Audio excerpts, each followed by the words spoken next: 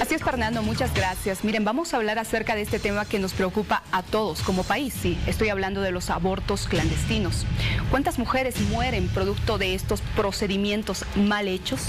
En clínicas, en centros improvisados, en algunos casos con médicos que sí tienen un título, con profesionales, en otros no. Tengan mucho cuidado porque según los últimos datos, 200 abortos ilegales clandestinos se realizan por día en Bolivia.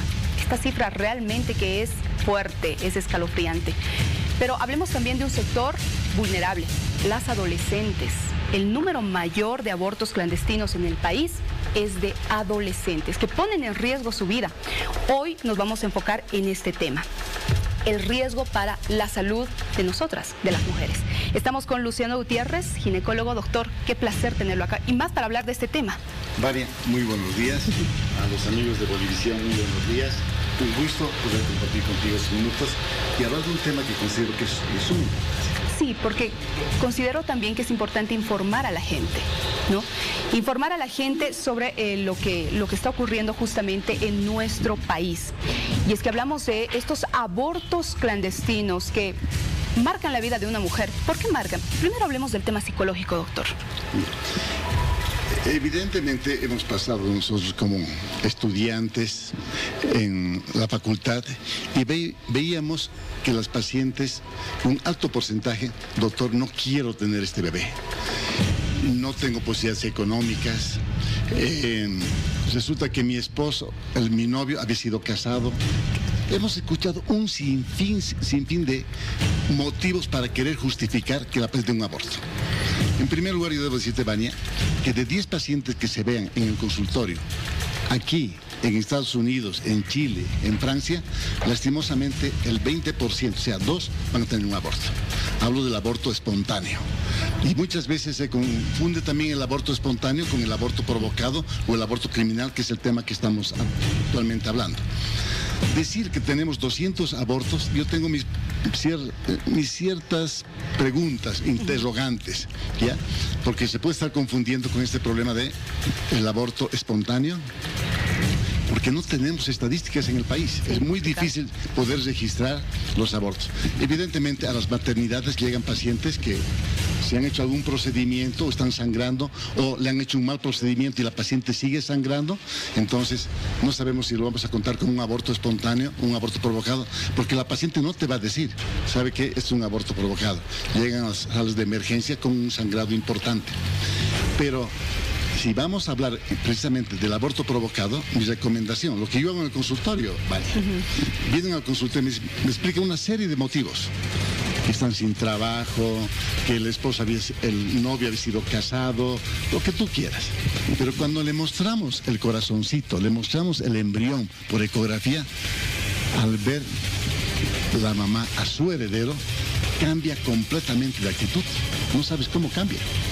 Y cuando nos encontramos en la calle de 3, 4 años, doctor, ¿creer que este bebé no iba a existir? ¿No iba a vivir si no era usted?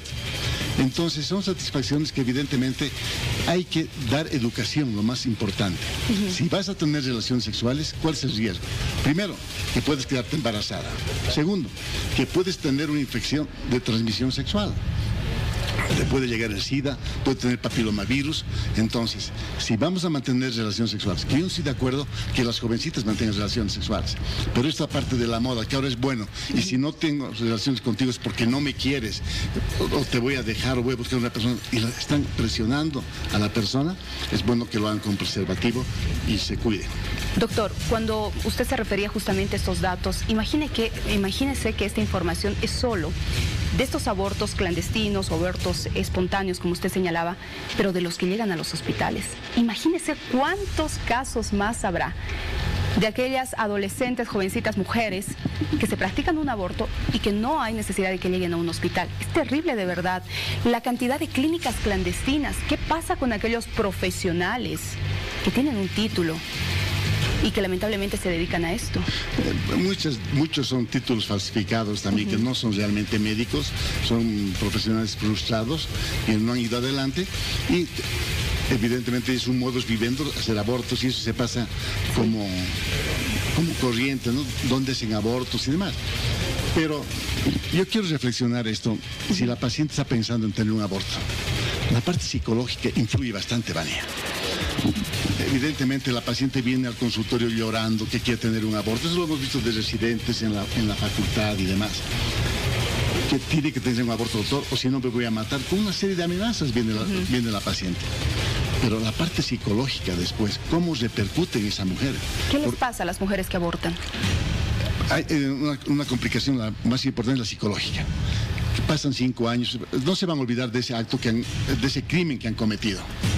Van a pasar 10 años, creer que mi hijo hubiera tenido 10 años, creer que mi hijo hubiera estado se graduando en este momento. Ese es un capítulo que considero que es importante, que a veces no considera la desesperación de ese momento de la mujer que quiere abortar porque está decepcionada de su pareja, etcétera. Es un capítulo aparte. El otro capítulo también es las complicaciones que existen por el aborto. Que las pacientes en este momento no quieren embarazarse, tienen un aborto criminal y mañana van a tener dificultades para embarazarse. Ahí vienen las inequias uterinas, incluso esto también se ve en abortos que han tenido en forma espontánea las pacientes, que se pegan las paredes del útero y después un problema para poderse embarazar. Están llorando estas pacientes por quererse embarazar después y no pueden. Y cuando uno le pregunta, ¿aborto, señora? Sí, he tenido uno, doctor. O he tenido 2 abortos, motivo por el cual la paciente no se puede embarazar. Tengo en este momento en mi consultorio, Vania, 2 pacientes que han perdido el útero. Wow. O sea, se sometieron a un aborto, se infectó, al final tuvieron que sacarle el útero y las pacientes en este momento, ¿qué es lo que se le puede ofrecer? Un útero subrogado, un útero en alquiler, porque quiere ser mamá. Qué terrible, ¿no? Quitarle la vida a tu hijo, a tu hija. Y bueno, después querer embarazarte cuando, entre comillas, ya estás establemente emocional o estabilizada, económicamente también, y no poder tener hijos. Esa es una de las consecuencias. Las mujeres también mueren, ¿no?, por practicarse abortos. Por supuesto. El sangrado muchas veces lleva una anemia y, a ver, el procedimiento también al hacer el legrado es una maniobra a ciegas, se puede perforar el útero, una peritonitis, y muchas veces terminan estas pacientes, como te decía anteriormente, quitándoles el útero. Y ya después ya no van a tener menstruación y no van a poder ser mamás. Por lo tanto, yo particularmente digo no al aborto. Doctor, tenemos que también hablar de esto porque hay mujeres que incluso intentan provocarse el aborto ellas. Podría escribir un libro de las cosas que me ha tocado ver y vivir. Estos colgadores de alambre. Veíamos en la maternidad Germán Urquidi que habían pacientes que se colocaban en la vagina para hacer sangrar, hacer creer de que estaban con hemorragia. En Uruguay me tocó ver que se colocaban pastillas de permanganato de potasio. ¿Para qué? Para hacer creer que estaban con sangrado, llegar al hospital y que el médico tenga que entrar inmediatamente a hacer un legrado. Entonces, hay medicamentos caseros que toman, por el famoso, no quiero decir. No los digamos, por favor. No, porque no. Entonces, que viene la paciente y te está contando qué es lo que ha tomado y demás, ¿no? Porque una vez que a veces ya está sangrando, a veces la paciente también se arrepiente y quiere cambiar. Miedo, me imagino, y le da miedo. Y además que viene con dolores un poquito fuertes, con un sangrado y amenaza la vida de la paciente. Ojo que aquí también, ¿qué pasa con la venta de estos medicamentos en las farmacias? Qué terrible, es realmente un círculo, ¿no? Todo esto del aborto clandestino, que debería ser más regulado, doctor. No hay mucho control. ¿Qué es lo que está faltando? Y hay muchas cosas que están faltando, Vania. Lo primero, educación. Tenemos que empezar a educar a nuestras hijas, a nuestros hijos en casa. Es lo más importante. Segundo, evidentemente hay muchos lugares clandestinos que se someten a una cirugía. Cuando llegan la complicación a la paciente, ¿cuánto te ha costado todo esto que te han hecho? 60 bolivianos, 80 bolivianos. Y uno se admira, ¿dónde le han hecho a esta señora? ¿No? Entonces, el problema es bastante serio. Y no solamente aquí, sino a nivel mundial, que la paciente no quiere muchas veces tener a su hijo y está detrás de un aborto. Lo cual yo recomiendo que mediten, que piensen, asistan a un buen médico, un buen centro, y cuando ven el latido del bebito, 99.99% que van a cambiar de opinión porque van a hacer un sacrificio. Y como dice ese refrán, ¿no? Cada bebé viene con su marraqueta bajo el brazo, nace el bebé y cambia la vida de la familia. Yo tengo esa suerte de ver a muchas mis pacientes en la calle, me saludan y me dicen lo que te decía Vania. Creer que este bebé no hubiera existido, Luciano, si no era gracias a ti. Y mira qué lindo es. Qué locura hubiera sido que yo pierda mi bebé antes. Y seguramente hay muchas mujeres que están en este momento, en esta situación. No quieren tener a sus bebés y no saben qué hacer, están desesperadas. Y para ellas quizás el camino más fácil es el aborto. Piensen bien, por favor, piensen en que ustedes tienen a un pequeño ser que tiene un propósito en la vida. Lea ese mensaje que está en pie de pantalla, por favor. Nace el bebé y cambia la vida de la familia. Si usted escucha los latidos de su bebito, como dice el doctor, seguramente va a cambiar de opinión. Su número, por favor, doctor. Nos interesa mucho que estas mujeres que tal vez están desesperadas, preocupadas, sean bien asesoradas y lo visiten.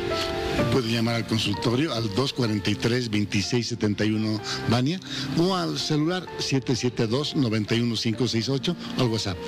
Gracias, el doctor Luciano Gutiérrez, ginecólogo, hablando de un tema tan delicado, pero tan importante a su vez. Piensen muy bien, por favor, a todas las mujeres le decimos y a las adolescentes también, antes de embarazarse y en el momento que ya están o han concebido a ese niño, a esa niña, piensen en la vida de ellos.